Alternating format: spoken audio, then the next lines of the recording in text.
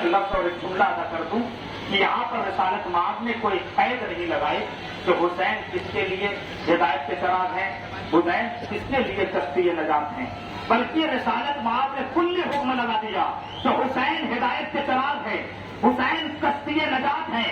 کشتی کی خاصیت یہ ہوتی ہے، چراغ کی خاصیت یہ ہوتی ہے، نہ تو کشتی اپنا دیکھتی ہے نہ پرایا دیکھتی ہے، نہ چراغ اپنا دیکھتا ہے نہ پرایا دیکھتا ہے، بلکہ جو قصب فیض حاصل کرنا چاہے، جو کشتی میں سوار ہو کر نجات حاصل کرنا چاہے، کشتی اسے نجات دیتی ہے، چراغ اسے روشنی دیتا ہے۔ رسالت مآب یہی بتانا چاہتے ہیں، حسین نہ تو اپنا دیکھتا ہے نہ پرایا دیکھتا ہے، جو بھی کرے حسین پہ آ جائے، حسین نجات بھی ملے گی، اسے ہدایت بھی ملے گی۔ صلوات محمد و آل محمد۔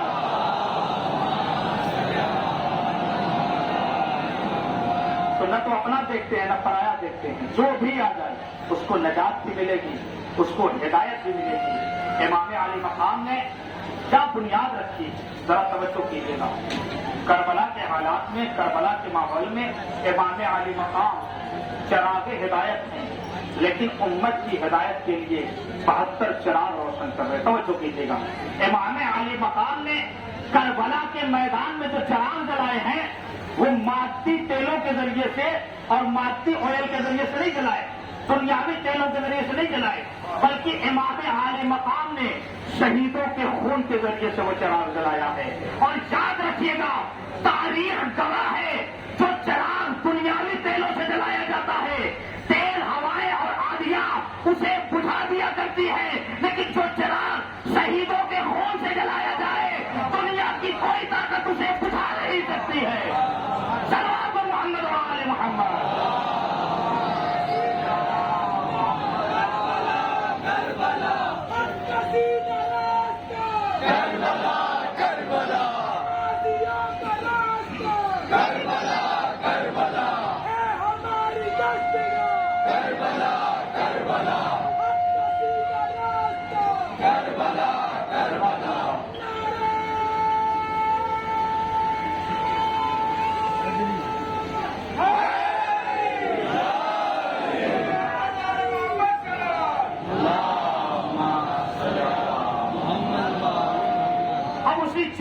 ہدایت نے کیا کیا؟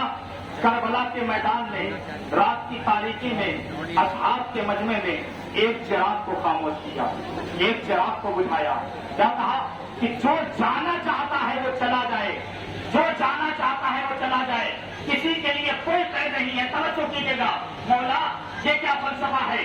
آپ اصحاب کے مجمع میں، اپنوں کے مجمع میں چراغ بجھا کر کہہ رہے ہیں جسے جانا ہے چلا جائے۔ ادھر دل کا اجالا ہوا، امام علی مقام نے آواز بلند کی، حل من ناصر ینصرنا، ہے کوئی جو میری مدد کرے؟ توجہ کیجیے گا، مولا یہ کیا فلسفہ ہے؟ اپنوں کے درمیان کہہ رہے ہیں جسے جانا ہے چلا جائے، اور غیروں کے درمیان کہہ رہے ہیں جسے آنا ہے آ جائے۔ مولا آخر فلسفہ کیا ہے؟ آخر ماجرا کیا ہے؟ عجب نہیں آواز حسین آئے۔ میں دنیا والوں کو یہ بتانا چاہتا ہوں، اپنوں کے درمیان یہ اعلان اس لیے کر رہا ہوں کہ اپنوں میں اگر کوئی غیر ہے تو وہ چلا جائے، غیروں میں کوئی اپنا ہے تو وہ چلا آئے۔ صلوات محمد و آل محمد۔ امام علی مقام نے اس ذمہ داری کو نبھایا۔ امام علی مقام نے ذرا فلسفے کو محسوس کیجیے، اگر کوئی وجہ تھی، اگر کوئی ماجرا تھا تو اتنی لمبی دوری کا سفر طے کیوں کروایا امام علی مقام نے؟ اب وہی ذمہ داری، وہی مقصد اور وہی ہدف جو امام حسین علیہ السلام کا تھا، اس مقصد کو امام زین العابدین علیہ السلام نے ادا کیا۔ توجہ کیجیے، کیسے ماحول میں امام علی مقام نے ذمہ داری سنبھالی کہ جس کی امامت کی پہلی شام کو ہی شام غریبہ کہا جاتا ہے، روحیں کانپ جائیں گی انسان اگر تصور کرے۔ ایسے ماحول میں جہاں پر ایک انسان کی طاقت کو سلب کیا جا رہا تھا، ضمیر فروشی کا بازار گرم تھا، سونے اور چاندی کے سیکھوں کی کھنک کے ذریعے سے حقی آواز دبائی جا رہی تھی، امام علی مقام نے اس ماحول میں ہدایت کی ذمہ داری سنبھالی۔ دیکھنے والا یہی کہے گا کہ یہ سارے واقعات دیکھنے کے بعد اس کے وجود سے قوت گویائی کا فقدان ہو گیا ہوگا، لیکن تاریخ نے لکھا ہے تو اس کے چہرے کا اطمینان اس پر ہونے والے مظالم کو آشکار کر رہا تھا، اس کے وجود سے اس کی جیت کا اعلان ہو رہا تھا، اس کی آنکھیں اس کی فتح کا سازیاں، اس کی فتح کا نغمہ پڑ رہی تھی۔ توجہ کیجیے گا، جب امام علی مقام اپنے اہل حرم کے ہمراہ نیزوں پر سر بلند ہے، پرچم عباس ساتھ میں ہے، اماریہ ساتھ میں ہے، بچے ساتھ میں ہیں، اہل حرم ساتھ میں ہے، اب تاریخ نے لکھا ہے ان سب تبرکات کے ساتھ جب امام عالی مقام نے قصر حاکمیت میں اپنا قدم رکھا تو امام عالی مقام کے وجود مطہر کے ذریعے سے قصر ملوکیت کی بنیادیں متزلزل ہو گئی۔ یہ امام عالی مقام کا کردار ہے، امام عالی مقام نے نبھایا ہے، امام عالی مقام نے ادا کیا ہے۔ اس لیے کہ کربلا کوئی معمولی واقعہ نہیں ہے، کربلا ہر زمانے کے انسانوں کو تعلیم دیتا ہے، ہر زمانے کے انسان کو پیغام دیتی ہے کہ دیکھو کہیں پر بھی ظلم ہو، کہیں پر بھی استبداد ہو، وہاں پر کربلا انسانیت کا پیغام دیتی ہے۔ اب آزادی منانے کی ضرورت کیا ہے؟ پوری تقریر کو سمیٹتے ہوئے 4 مصرے آپ حضرات کی سماعتوں کے حوالے کر رہا ہوں۔ سلطان کربلا تیرے عاشق ہیں جس قدر، سلطان کربلا تیرے عاشق ہیں جس قدر، اتنا جہاں کسی کا بھی شیدا نہیں ہوا۔ ارے یہ مجلس حسین کی، یہ ماتم حسین کی تاثیر ہی تو ہے، کوئی یزید دوسرا پیدا نہیں ہوا۔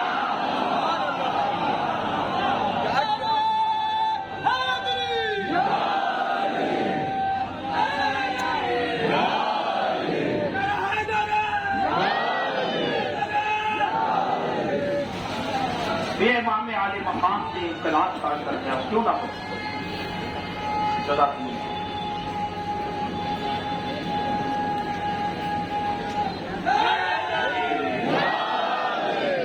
اسی کربلا کی سیرت کو اپناتے ہوئے مہاتما گاندھی جی نے کہا تھا اگر میرے پاس امام حسین علیہ السلام کے ساتھیوں جیسے 72 اصحاب ہوتے تو میں ہندوستان کو ماتر 24 گھنٹوں میں آزاد کروا دیتا۔ اور سبھاش چندر بوس نے کہا Give me blood, I will give you freedom. تم لوگ مجھے خون دو، میں تمہیں آزادی دوں گا۔ آخر کس نے درس دیا ہے، کس نے پیغام دیا ہے؟ یہ کربلا کی تاریخ نے پیغام دیا ہے کہ جو چراغ خون کے ذریعے سے جلایا جاتا ہے وہ چراغ کبھی خاموش نہیں ہوتا۔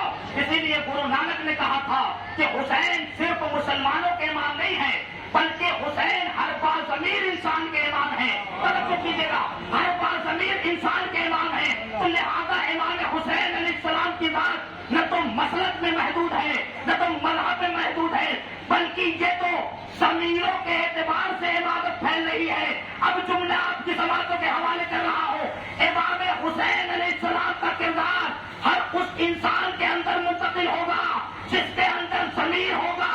اب امام علی مقام کو جو امام تسلیم کرتا ہے اس کا مطلب یہ ہے وہ ضمیر والا ہے، بے ضمیر والے حسین کو امام تسلیم نہیں کرتے۔ صلوات محمد و آل محمد۔ لیکن کربلا میں بڑی مصیبتیں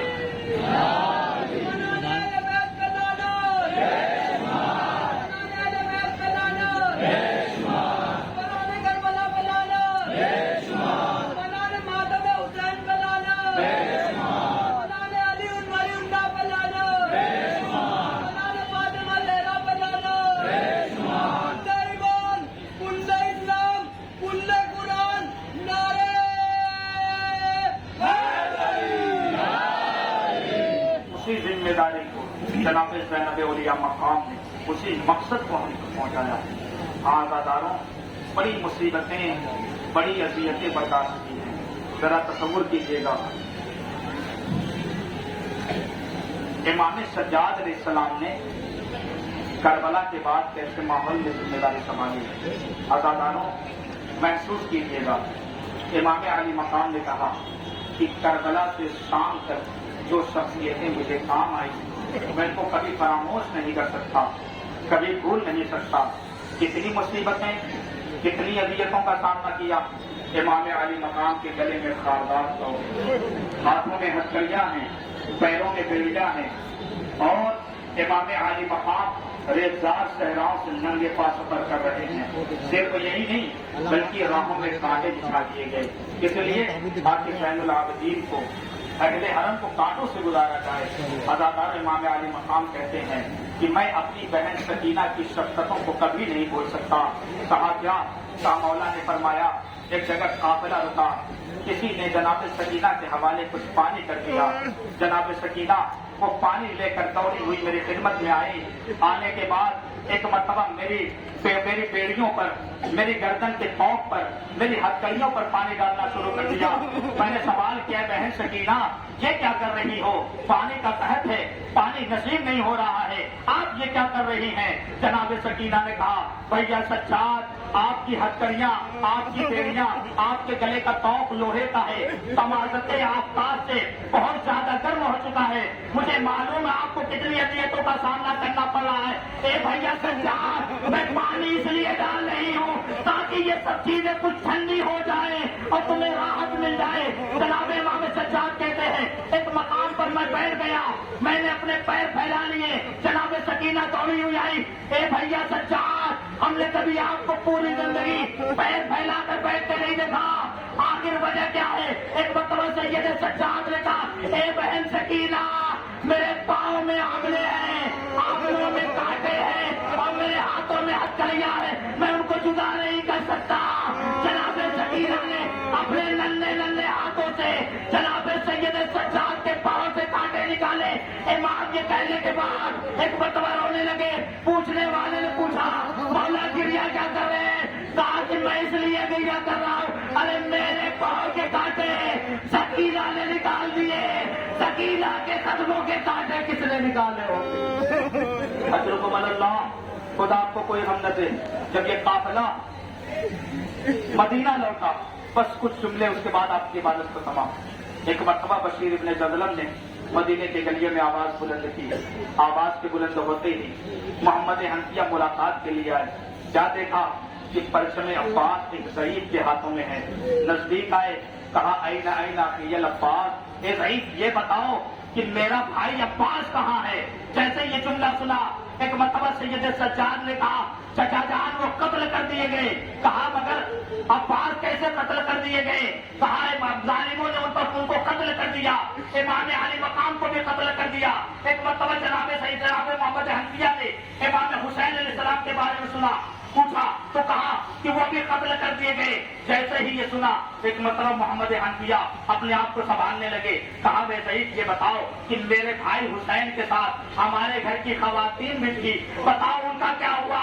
ایک مرتبہ سید سجاد نے کہا چچا جان بابا حسین کی شہادت کے بعد شام کے بازاروں میں، کوفہ کے بازاروں میں، شرابی کے دربار میں انہیں پہرے ڈالے جایا گیا۔ اتنا سننا تھا ایک مرتبہ محمد حنفیہ گھوڑے پر سنبھل نہ سکے، زمین پر گر گئے۔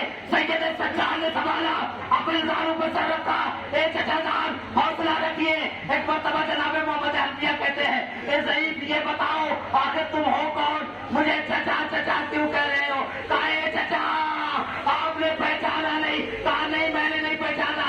کہا انا علی ابن الحسین، ارے میں علی ابن الحسین ہوں۔ ایک مرتبہ یہ سنا، کہا اے بیٹا سید سجاد ارے تمہارا صرف 24 برس کا ہے، تمہاری داڑیاں سفید ہو گئی، تمہارے بال سفید ہو گئے۔ ایک مرتبہ سید سجاد نے کہا اے چچا جان آپ نے صرف سنا، آپ سے رہا نہ گیا، آپ اپنے آپ کو سنبھال نہ پائے۔ ارے میں بیویوں کے ہمراہ تھا، منادی آواز دے رہا تھا تماشا یہ تماشا دیکھو یہ علی کی بیٹیاں ہے، یہ رسول کی نوازی بس عالم اللہ